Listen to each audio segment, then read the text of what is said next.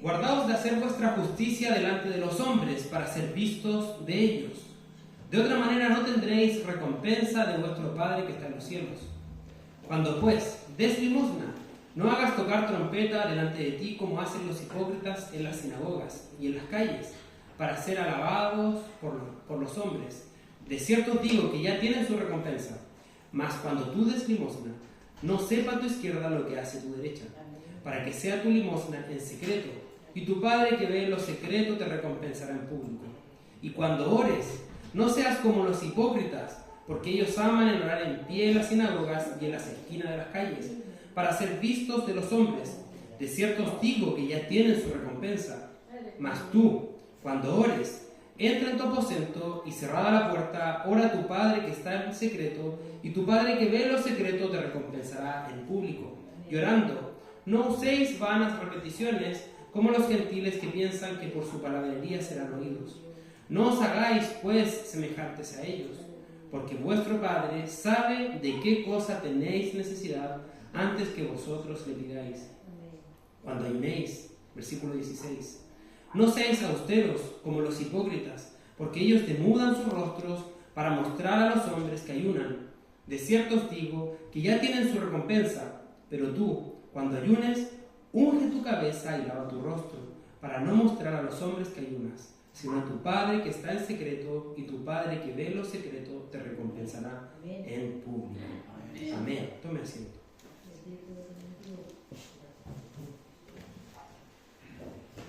Probablemente al tomar esta sección del Sermón del Monte podríamos vernos tentados a exponerla parte por parte. Unos pensarían en hablar primero de las limosnas, luego la oración y luego el ayuno. Pero hemos tomado la decisión de que esta parte del sermón sea expuesta en su plenitud, excepto, después vamos a ver la otra semana, cómo Cristo nos enseña a orar. Pero es necesario que todos nosotros entendamos de que en nuestra vida cristiana la santificación o la mejora en nuestro quehacer no ocurre de una forma parcializada. No es que uno podría llegar a pensar, como comúnmente piensa, este año o este mes voy a mejorar esto, y cuando mejore esto voy a mejorar aquello, y luego esto otro. Y comúnmente los cristianos tendemos a pensar de esa forma. Y quiero que el día de hoy todos nosotros cambiemos ese switch. Que veamos que la forma en la que expresamos nuestra verdadera adoración a Dios debe ser de una forma integral y completa. Así que les pregunto, ¿qué obras de justicia ustedes están haciendo? ¿Se esfuerzan en que las personas los vean como alguien piadoso o un verdadero creyente? ¿Que piensen de ti como un buen cristiano? Porque si realmente esto es lo que quieres, Jesús nos muestra hoy la clave de cómo lograrlo. Así que vamos allá, veamos qué tal. Lo primero que Jesús hace es mostrar que hay una justicia que es interior. Él comienza en el versículo 1 diciendo: guardaos de hacer vuestra justicia delante de los hombres para ser vistos de ellos. Y es porque la tendencia de los religiosos de la época era hacer todo para que los hombres los vieran. Su motivación, la mayor motivación de todo su quehacer religioso era hacer mis prácticas en público para que las personas que me vean a mí piensen que yo soy un buen fariseo, piensen que soy un buen saduceo, piensen que soy un buen esenio o cualquier facción de las religiones del tiempo de Jesús. Solo querían ser reconocidos como tal. Por lo tanto, Jesús les dice a sus discípulos que se guarden de tener esa intención. Es llamativo esto porque en el versículo 16 del capítulo anterior, Jesucristo les expone a ellos de que deben hacer buenas obras para que vuestro Padre que está en los cielos sea honrado. El propósito entonces no es no hacer obras. La función que Jesús quería que su iglesia hiciera no era hacer todo en secreto y nada en público, sino que el problema estaba en la motivación de las personas. Estas personas tenían una motivación de solo hacer lo externo, sin que hubiese ningún cambio dentro del corazón. Por lo tanto, Jesucristo ya viene tocando este tema. Les dice, hagan buenas obras para que los demás honren a vuestro Padre que está en los cielos. Esa es la verdadera motivación. Por lo tanto, es una justicia que es interior previamente a la exterior. Resulta que estas personas religiosos de la época solo querían tener una justicia externa. Hermanos, ustedes y yo podemos hacer obras buenas. Es necesario que esas obras sean buenas, pero con el único objetivo de que nuestro Dios sea glorificado.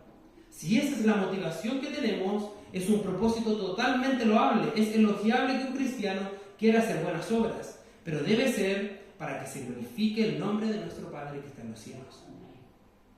Cualquier otro fin es un fin vano, es común, es corriente.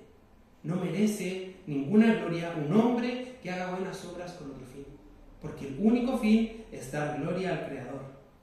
¿Qué sucede? Que muchas veces vemos que los hombres se comportan de esta forma. ¿Cuántos hombres ustedes han conocido que quizás pueden estar parados en un púlpito y pasados los años usted los ve en las calles, viviendo como un no creyente? Lo que se dice de ellos es: hablaba tan bonito, pero si predicaba tan bien, pero si ese hombre hacía unas tremendas oraciones.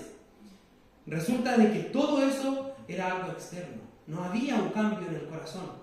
Y es ahí donde Jesús quiere que eso suceda en la vida de sus discípulos. Ese llamado, por lo tanto, es para cada persona que quiera seguir a Jesús.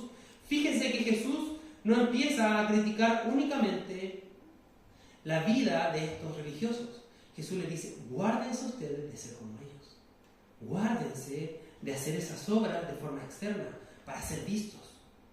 De alguna forma Jesús está previniendo a sus discípulos de que ellos no caigan en ese error. Esto es llamativo porque eso quiere decir entonces que tanto sus discípulos como nosotros podemos caer en el mismo error de hacer las cosas para ser vistos.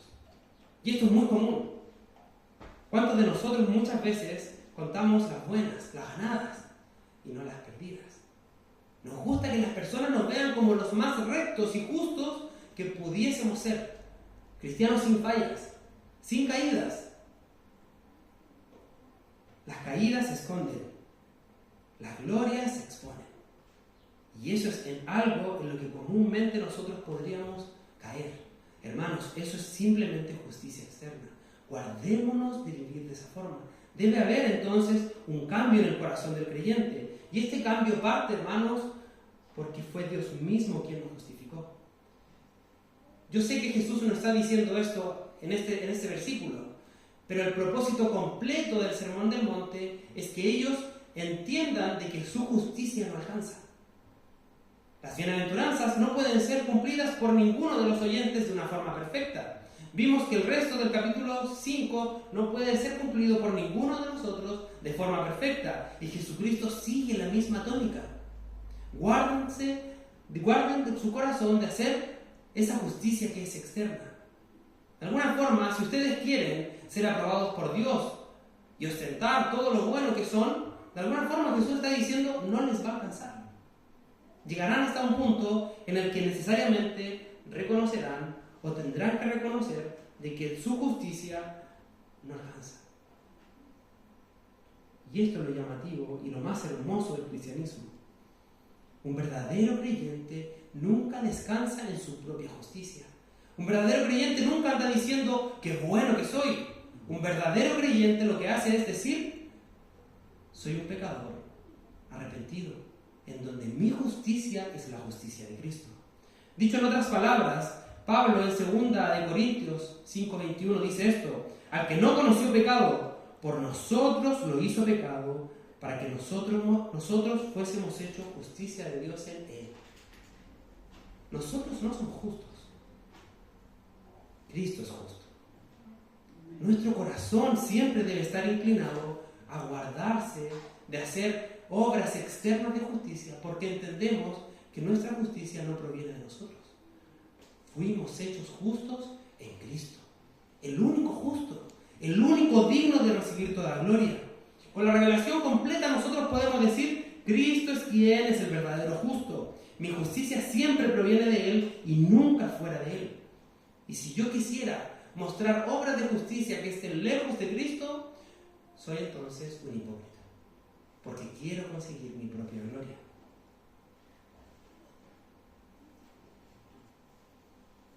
Así que, hermanos, la clave entonces para entender estas tres prácticas es que Cristo por nosotros se hizo pecado. El justo pagó por los injustos. Vayamos entonces a ver cada una de las prácticas, porque si no entendemos esto primero, vamos a querer hacer estas obras de justicia de una forma externa. ¿Amén? Vamos. Lo primero entonces, Jesús comienza hablando de las limosnas. Las limosnas no eran de ninguna forma algo exclusivo de los discípulos de Jesús. Los judíos hacían obras de caridad. Era algo propio de la época de nuestro Señor que se hiciese. Jesús no está diciendo que lo vean ustedes como obra en caridad con los demás y que todos reconozcan que ustedes son los únicos que hacen eso. No, hermanos. El pueblo de Dios, como el mundo, hacen obra de caridad. De hecho, la ley ya llamaba al pueblo de Dios a hacer este tipo de obras. Simplemente voy a leer Deuteronomio 15:11. Dice así: porque no faltarán menesterosos en medio de la tierra, o personas que tienen que hacer, ¿cierto? ¿Por qué? Porque les falta algo. Por eso yo te mando diciendo, dice la ley, abrirás tu mano a tu hermano, al pobre y al menesteroso en tu tierra. O sea, cuando lleguen a la tierra prometida va a haber gente que les va a faltar. No cerrarás tu mano. Éxodo dice, cuando veas que llega el 7º año, este año, donde ustedes van a dar deliberadamente al que necesita, guarda tu corazón de no pensar, viene este año, por lo tanto voy a tener que dar. La ley siempre tuvo el objetivo de que el pueblo de Dios en su reino se ayudara unos a otros. Siempre. ¿Cuál fue el problema, hermanos? El corazón de los hombres. Los religiosos de la época lo que hacían era que su ayuda fuese vista por todos. Por eso que Jesús en el versículo 2 dice esto, del capítulo 6. Cuando pues des limosna, no hagas tocar trompeta delante de ti, como hacen los hipócritas en las sinagogas y en las calles, para ser alabados por los hombres. De cierto os digo que ya tienen su recompensa. Lo que ellos hacían, los grupos religiosos, era recibir ayuda de las demás personas. Por lo tanto, ellos eran un medio de bendición para el menesteroso, para el pobre, para el necesitado. Pero ¿qué hacían, hermanos? Difícilmente, y no estoy diciendo que Jesús se haya equivocado, sino que simplemente utilizó un lenguaje figurado para expresar una realidad. Difícilmente ellos hayan podido tocar trompetas en las sinagogas. No era algo, una práctica que comúnmente un judío realizaba. Pero Jesús está queriendo decir, cuando den, no hagan como ellos que lo gritan, que lo que hacen es que todos lo vean. No, ustedes guárdense de hacer esas cosas, porque el objetivo de obrar para el pobre, para el menesteroso, de esa forma es que tú seas glorificado, que la gloria simplemente llegue a ti. Jesús entonces se está refiriendo a que el hecho de que los fariseos estaban solamente buscando la gloria para sí mismos a través de sus donaciones. Y esta práctica el Señor la condena. Fíjense que los llama hipócritas, porque ellos lo que hacían era pretender dar cuando realmente lo que querían era recibir gloria. El objetivo de dar nunca es dar para recibir, siempre es dar para simplemente bendecir al otro. Más bienaventurado es dar que recibir, dice nuestro Señor. Siempre dar debe ser con esa intención. Y me temo, hermanos, que en la iglesia de Dios esto también sucede. Muchas veces nos vemos tentados a pensar qué bueno soy. Pero si se fijan, lo que Jesús está utilizando no es una ilustración de que tu hermano no te escuche. Jesús está hablando de que la misma persona olvide eso que hizo.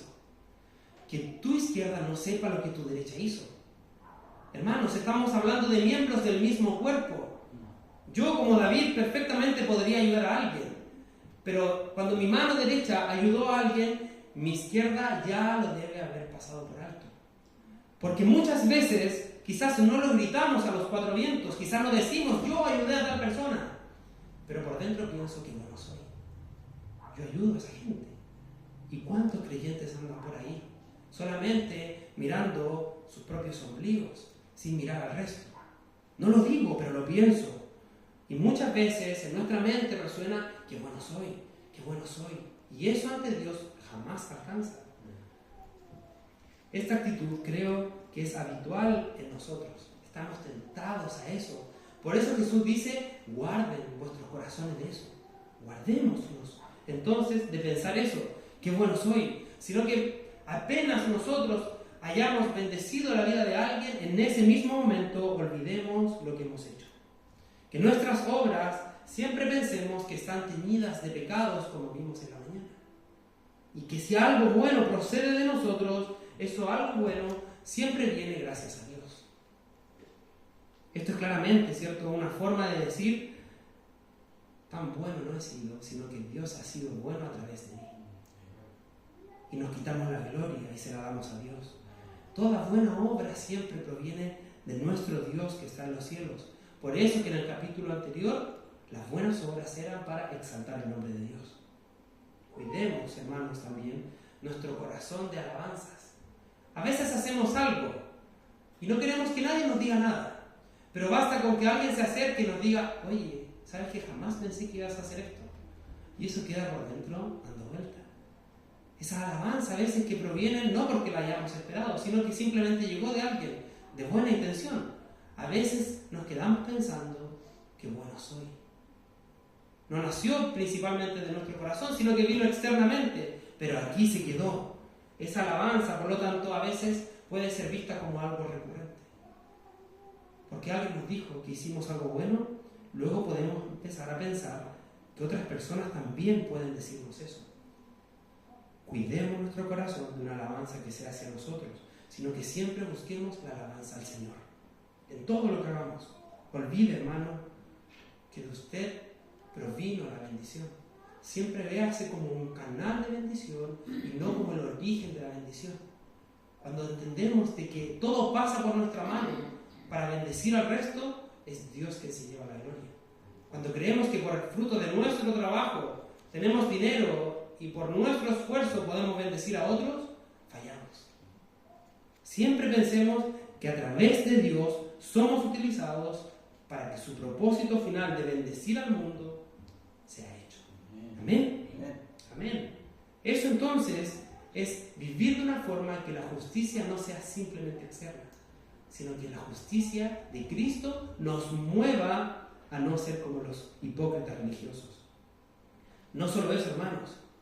En cuanto a la oración, Jesús también tiene palabras. Él dice así, y cuando ores, versículo 5, no seáis como los hipócritas, porque ellos aman el orar en pie en las sinagogas y en las esquinas de las calles para ser visto de los hombres. De cierto os digo que ya tienen su recompensa. Mas tú, cuando ores, entra en tu aposento y cerrada la puerta ora al Padre. Así que las obras externas de justicia no solamente se dan cuando estamos en contacto con otros, sino que también se puede dar en algo tan íntimo como la oración. Los judíos, hermanos, tenían la costumbre de orar en público, igual que nosotros. Flavio Josefo, un historiador de la iglesia de los primeros siglos, dice que los judíos tenían por lo menos 2 veces oraciones al día, una en la mañana y otra a la hora novena. Y esto lo podemos ver en Hechos 3, cuando Pedro y Juan dicen que subían junto al templo a la hora novena, la de la oración. Así que se acostumbraba a orar en público, era algo común. Y la Escritura, hermanos, jamás condena la oración pública. Nunca condena la oración pública. Lo que condena es la disposición del corazón, en la oración pública. La parábola de Lucas 18 nos muestra esto de la mejor forma. Nos muestra a un fariseo y a un publicano. El publicano, ¿qué decía? Sé propicio a mi pecador, mientras golpeaba su cuerpo, humillado en público. Estaba haciendo una oración. ¿Pero qué hacía el fariseo? El fariseo se paró, hermanos, en el mejor lugar. Él oró para ser visto de la gente. Jesucristo dice que el que se fue a casa justificado fue, hermanos, el publicano. Ese hombre pecador, no el que tenía apariencia de justicia, sino que el pecador que fue capaz de humillarse. Hermanos, el problema entonces está en que una persona hace una oración pública cuando esa oración debería haber sido privada. Cuando yo mis oraciones, esas oraciones en las que yo le digo a Dios, Señor, me humillo ante tu presencia, Dios del cielo, confío en ti. Todas esas oraciones que deben ser esa oración de la mañana, la oración de la noche, la oración de la tarde, yo simplemente la hago en un lugar público para ser visto. Eso, hermanos, es condenable, es pecado. Y Jesús llama a toda persona que viva de esa forma como hipócrita. El fariseo era un hipócrita, el publicano, hermanos, se fue a su casa justificado. Jesucristo en Juan 4:24 dice que los verdaderos adoradores adoran al Padre en espíritu y en verdad. Y creo que no hay nada más deshonesto que vivir una vida de oración simplemente pública cuando no tenemos un cuarto para orar al Señor. Cuando no entramos en lo más secreto a orar a Cristo. Pero sí podemos orar públicamente. Y de estos me temo que también hay cristianos. Hay cristianos entre nosotros que simplemente oran y oran muy bien en público, pero enmudecen en su cuarto, enmudecen en el lugar donde deberían hablar, y hablan donde no deberían hablar en público, porque no han hecho lo primero. Jesucristo entonces invierte todo esto. Él lo que dice es que nosotros lo que deberíamos hacer no es vivir alardeando que oramos en el templo, en la sinagoga como los judíos, o en las calles para ser vistos. No, Jesucristo cambia radicalmente el enfoque. Si el objetivo realmente es glorificar a Dios a través de la oración, lo que haremos ante el Señor es entrar en el aposento, en lo más íntimo, y cerrada la puerta oraremos al Padre. Esa oración será fundamental. Esa oración será entre Él y nosotros. Será un momento en donde no nos importará qué personas hayan en nuestro hogar. Será un tiempo especial que le dedicaremos al Señor. Y esto creo que es una práctica que el creyente común y corriente olvida.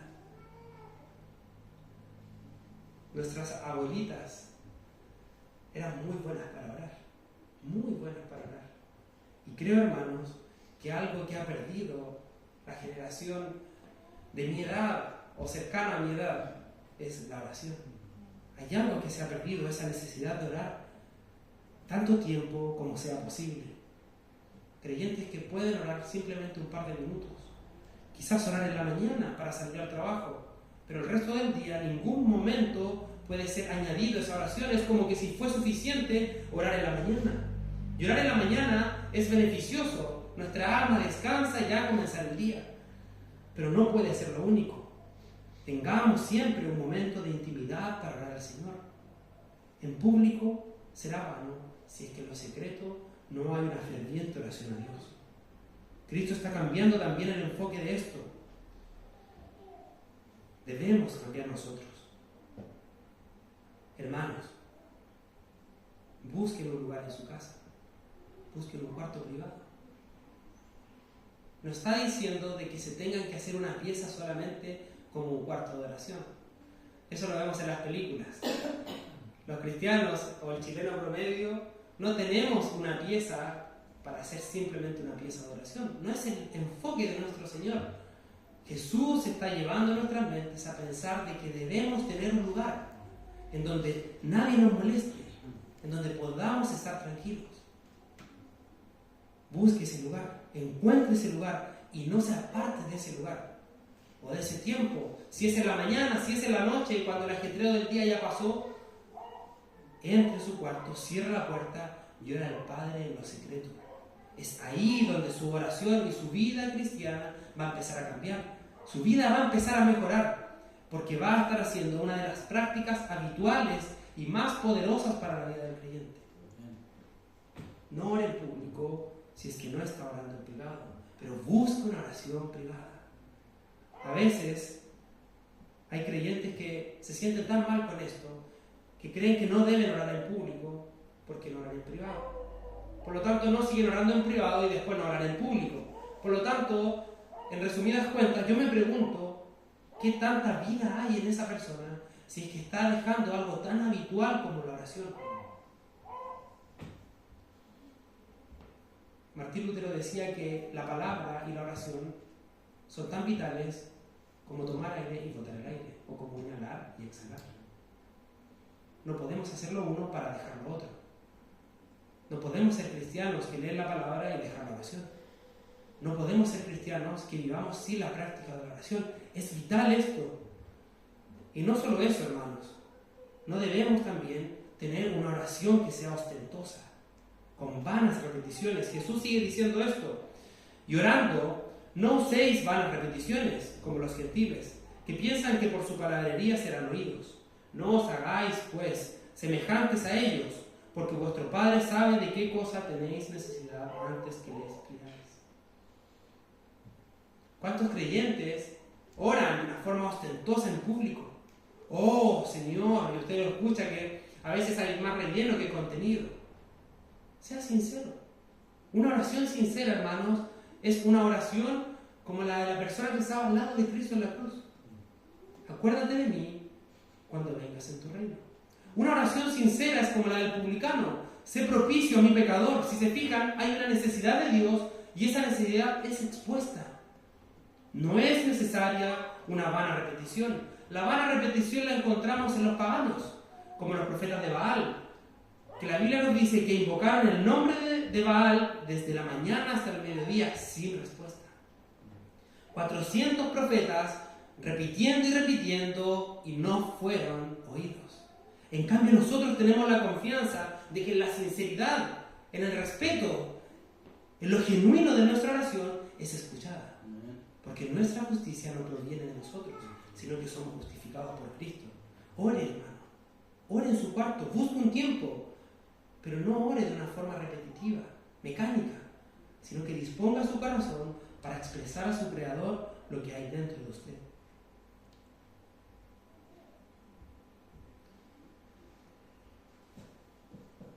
Hermano, si en tu vida no hay oración, lo mejor que creo que podrías hacer es que te preguntes si es que realmente has nacido de nuevo.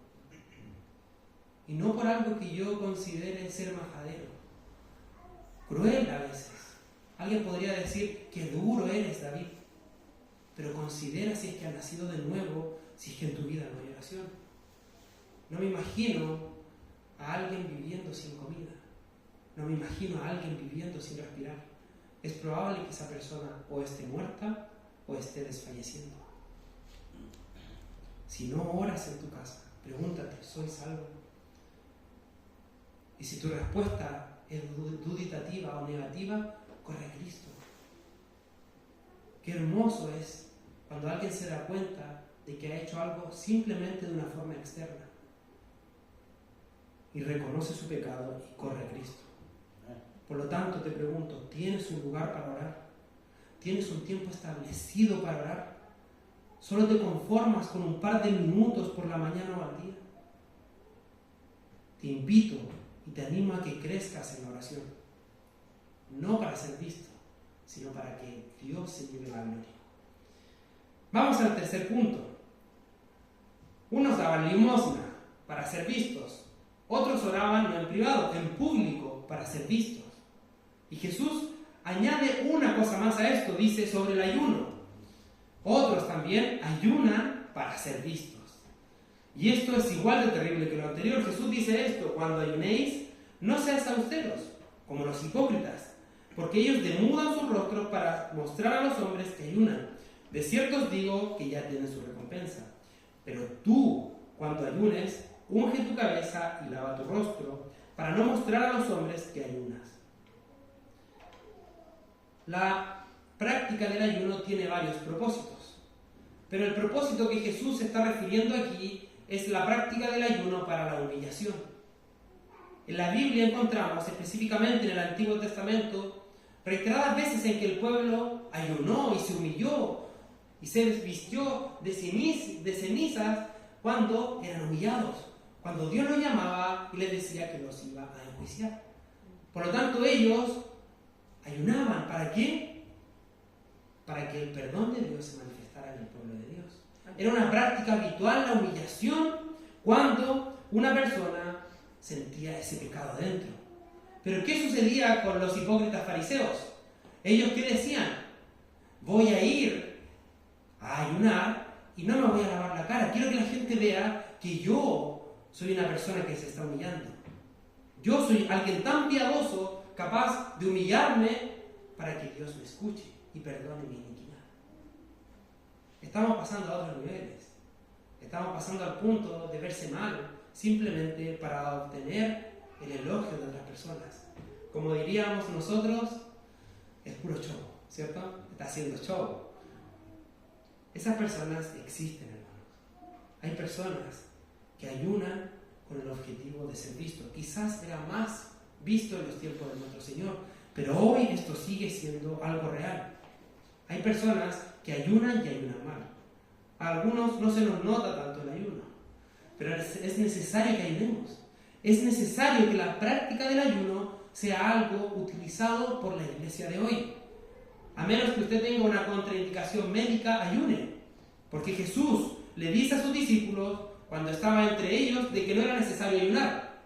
Porque no había motivo de humillarse, ¿cierto? O de estar tristes cuando el Mesías estaba entre ellos. Pero ya el Mesías no está físicamente con nosotros aquí en la tierra. Nuestro Señor está en los cielos. Por lo tanto, podemos ayunar. Podemos tener esta práctica. Tengamos una buena práctica. También el ayuno, hermanos, se puede utilizar, y no me quiero extender en esto, como un motivo de concentrarse en algo. Nuestro Señor ayunó antes de ir a la cruz.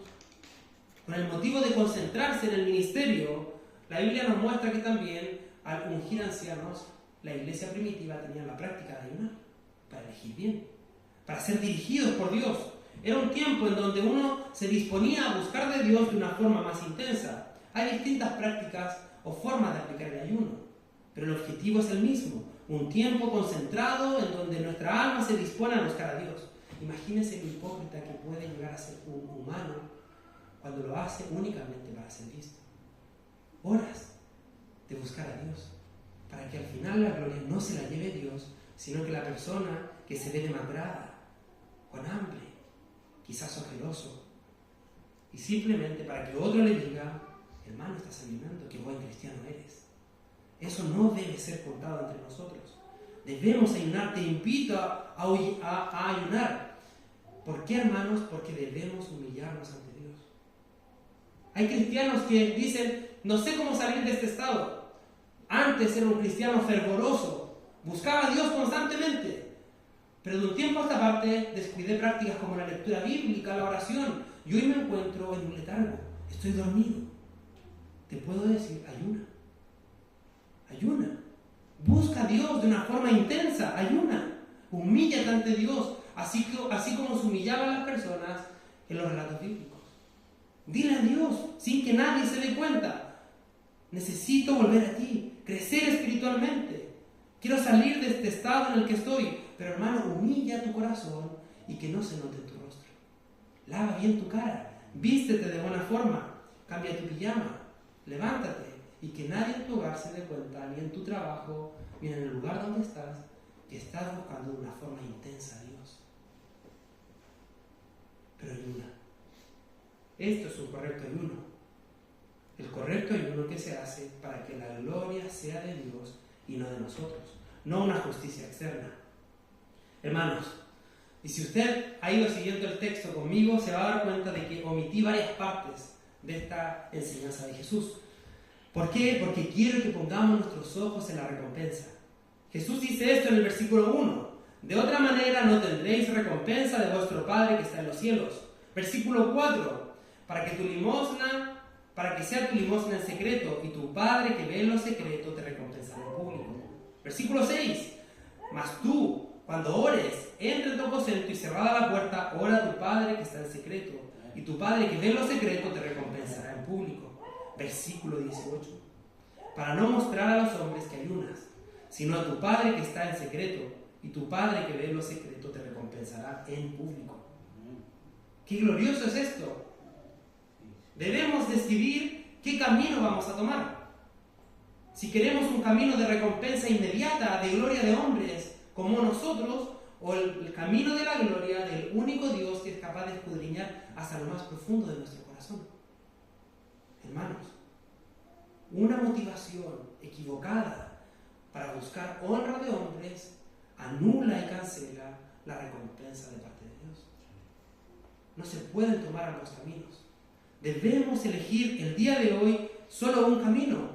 Si vamos a elegir el camino de esos hombres que se equivocan como nosotros, que quizás nos pueden sobar la espalda y decirnos, va bien, eres un buen cristiano, oras, muy bien, he notado como la práctica de la oración ha mejorado en ti, porque oras de una forma espectacular. Oh, cuántas palabras y versículos puedes citar. Pero solo Dios conoce la intimidad de nuestro corazón. Solo Dios, hermanos. Y esto puede ser una causal de temor para nosotros, pero una causal de tremendo regocijo también. Hay una promesa en esto, hermanos.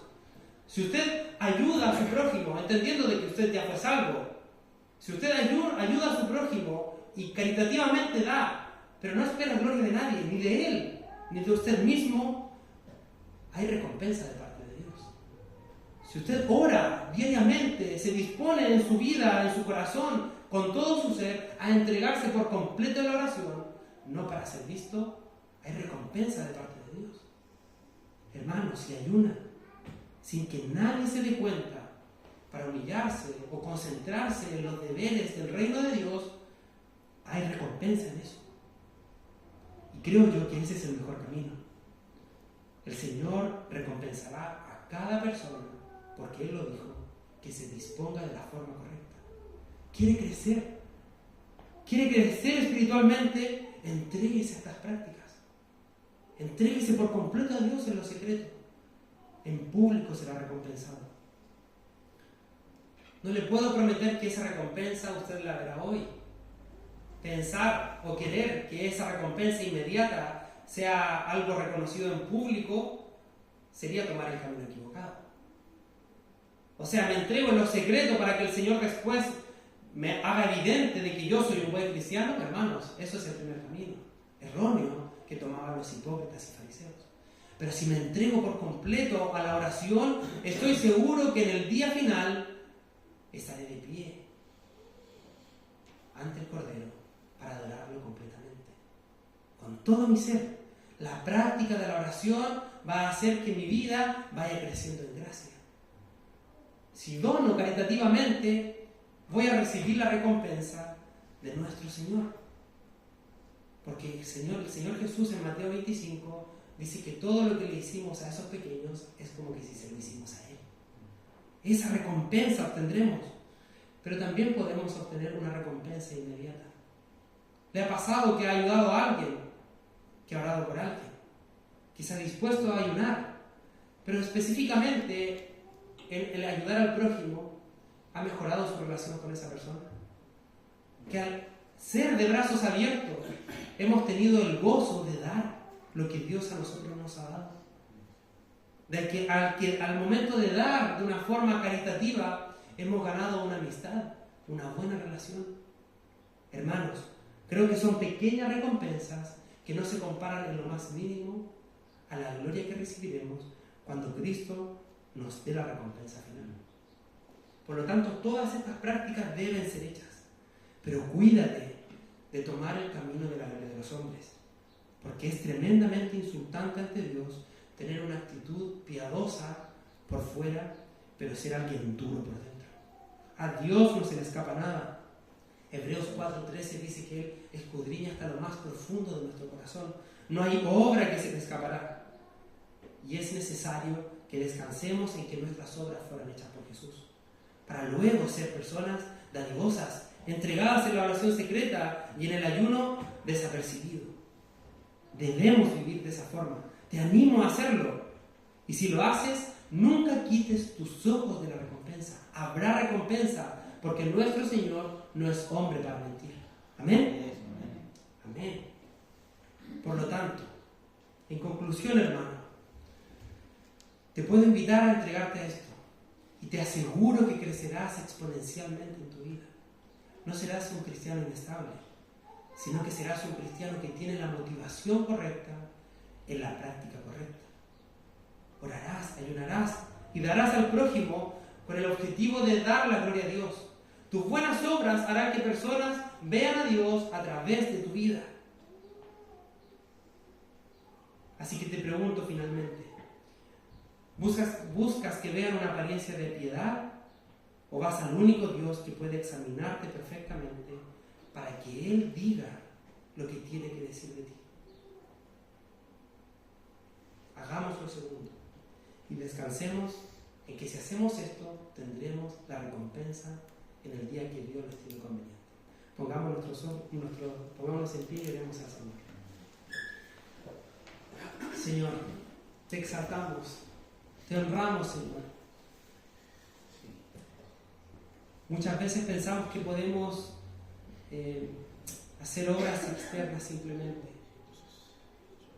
como que tú no estuvieses viendo lo que hay dentro de nuestro corazón. No permitas que esa actitud sea una actitud de esta iglesia, sino que podamos continuamente entender de que por tu justicia hemos sido justificados, Cristo, de que nada proviene de nosotros, de que si hay algo que pensamos que proviene de nosotros es algo externo y somos unos viles hipócritas. Señor, todo lo contrario, queremos ser personas que entendemos nuestra condición y que por eso en lo secreto te buscamos. Señor, queremos entregarnos a ti en la práctica de la oración y del ayuno, y queremos que los hombres reciban bendiciones a través nuestro, pero no para ser personas que reciban la gloria, sino para que la gloria sea únicamente dada a ti, que nos salvó en el día, Señor, de nuestra salvación. Nos redimiste, Señor, en la cruz. Te pedimos, Señor, que la iglesia Calle de Oro sea una iglesia viva en estas prácticas, fervorosa, y que todos nosotros descansemos que algún día en público recibiremos tu recompensa. En el nombre del Padre, del Hijo y del Espíritu Santo. Amén. Amén. Demos gloria a Dios. Gloria a Dios. Gloria a Dios. Gloria a Dios.